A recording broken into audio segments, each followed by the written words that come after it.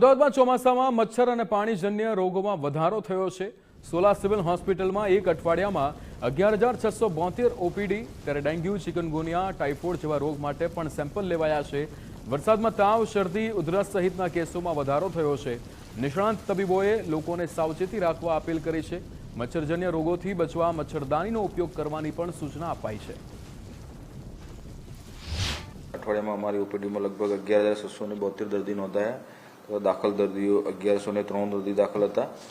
અને જુદા જુદા ડિઝીઝની વાત કરીએ તો ડેન્ગ્યુના લગભગ 289 દર્દીના લોહીના નમૂના શંકાસ્પદ તરીકે લેવામાં આવ્યા, તેમાંથી 26 દર્દીના રિપોર્ટ પોઝિટિવ હતા, તથા મેલેરિયાના 728 દર્દીના લોહીના નમૂના ગયા અઠવાડિયામાં લેવામાં આવ્યા, તેમાંથી 2 દર્દીના રિપોર્ટ પોઝિટિવ હતા, તથા ચિકનગુનિયાના શંકાસ્પદ દર્દી 8 લેવામાં આવ્યા, અને એક્યુટ ડાયરિયાના 14 કેસ, તથા બેસિલરી ડિસેન્ટ્રીના પણ 14 કેસ, અને વાયરલ હિપેટાઇટિસનો 1 કેસ, અને ટાઇફોઇડના 7 કેસ।